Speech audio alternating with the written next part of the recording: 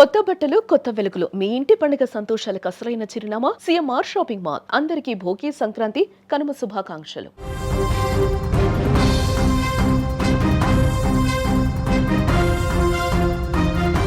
ఒక దేశం తన సొంత ప్రజలనే శత్రువులుగా చూస్తే ఏమవుతుంది? రక్షించాల్సిన ప్రభుత్వమే రాక్షసుడిలా మారి విచక్షణ రహితంగా కాల్పులు జరిపితే పరిస్థితి ఎలా ఉంటుంది? ఇప్పుడు ఇరాన్ దేశాన్ని చూస్తే సరిగ్గా అదే సమాధానం దొరుకుతుంది. ప్రపంచ పటంలో ఇరాన్ ఇప్పుడు నెత్తుటి మరకలా మారిపోయింది. నిన్నటి వరకు అక్కడ వినిపించింది స్వేచ్ఛ కోసం నినదించే గొంతుకలు, కానీ ఇప్పుడు వినిపిస్తోంది తుపాకీ తూటాల శబ్దాలు, ఆత్మీయులను కోల్పోయిన వారి ఆర్తనాదాలు. అధికారికంగా 600 మంది, కానీ అనధికారికంగా 2000 మంది ప్రాణాలు గాల్లో కలిసిపోయాయి. అసలు ఇరాన్లో ఏం జరుగుతుంది? ఎందుకు ఇంత భారీ మారణహోమం? ఈ వీడియోలో క్లియర్గా మీకు ఎక్స్ప్లెయిన్ చేస్తాం. ఇరాన్ ఎన్నో నెలలుగా అక్కడ అట్టుడికిపోతుంది. ప్రభుత్వ విధానాలకు వ్యతిరేకంగా ప్రజలు రోడ్ల మీదకు వచ్చారు. వాళ్ళు అడిగింది ఆయుధాలు కాదు, కేవలం తమ హక్కులు, తమ స్వేచ్ఛ. కానీ ఇరాన్ ప్రభుత్వం ఆ ఆందోళన అణచివేయటానికి ఎంచుకున్న మార్గం హింస. తాజాగా అందుతున్నటువంటి ఇన్ఫర్మేషన్, ఇరాన్ వీధుల్లో పరిస్థితి చేదాటిపోయింది. ఇప్పటి వరకు జరిగిన ఆందోళనలో 600 మంది పైగా మరణించినట్టుగా లెక్కలు చెప్తున్నాయి. కానీ ఇది కేవలం బయటకు తెలిసిన నిజం మాత్రమే. స్వయంగా ఇరాన్ అధికారులే ఇచ్చినటువంటి సంకేతాల ప్రకారం ఈ మరణాల సంఖ్య ఇప్పుడు 2000 వరకు ఉండొచ్చని అంచనా వేస్తున్నారు. ఇష్టం వచ్చినట్టుగా కాల్పులు జరుపుతున్నారు, ఇష్టం వచ్చినట్టుగా చంపి పడేస్తూ ఉన్నారు. ఎవరైతే ఎదురు తిరుగుతారో, ఎవరైతే మాకు స్వేచ్ఛ కావాలంటారో, ఎవరైతే రోడ్ల మీదకి వచ్చి నిరసన తెలియజేస్తారో వాళ్ళ అంతు చూడటమే లక్ష్యంగా అక్కడ బలగాలు పనిచేస్తున్నాయంటే తమ దేశ ప్రజల మీద, తమ సొంత మనుషుల మీద ఈ విధంగా మారణకాండ సృష్టించడం నిజంగా ఇరాన్కి మాత్రమే చెల్లిందేమో. అలాంటి ఒక దారుణమైనటువంటి పరిస్థితులు కనిపిస్తున్నాయి. అక్కడ ఖమేనీకి వ్యతిరేకంగా పెద్ద ఎత్తున ఆందోళనలు జరుగుతున్నాయి.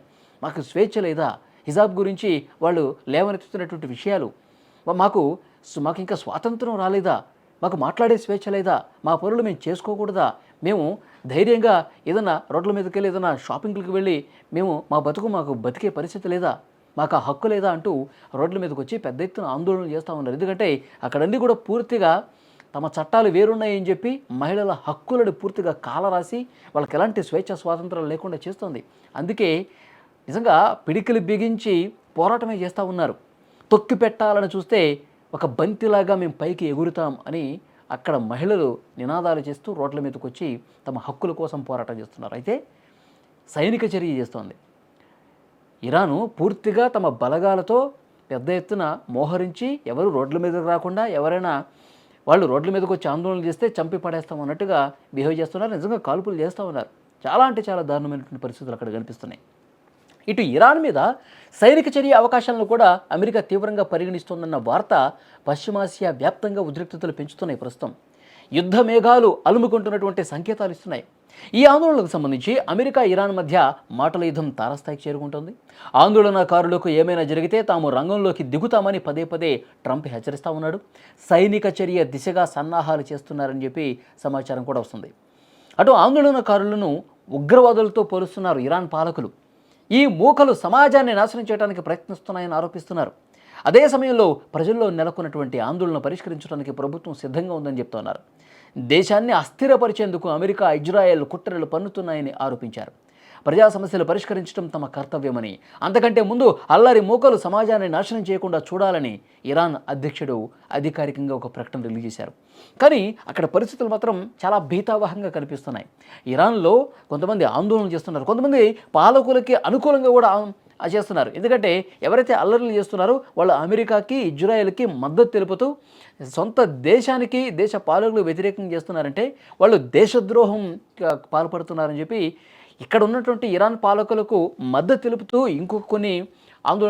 ఇంకొంతమంది కూడా మాట్లాడుతున్నారు. రోడ్ల మీదకి వచ్చి వాళ్ళు కూడా నిరసన తెలియజేస్తున్నారు ఆందోళనకారులకు వ్యతిరేకంగా.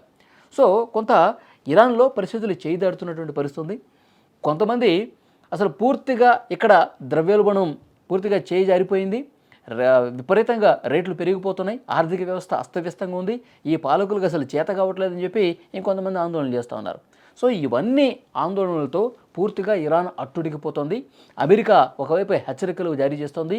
ఏ క్షణమైనా సరే అక్కడి పాలకులు తమ తీరు మార్చుకోకపోతే సైనిక చర్య చేస్తాం, సైనిక బలగాలు మోహరించి పెద్ద ఎత్తున ఆందోళన చేస్తాం, వైమానిక దాడులు చేస్తామని కూడా హెచ్చరిస్తున్నటువంటి పరిస్థితి అమెరికా సైడ్ నుంచి కనిపిస్తోంది.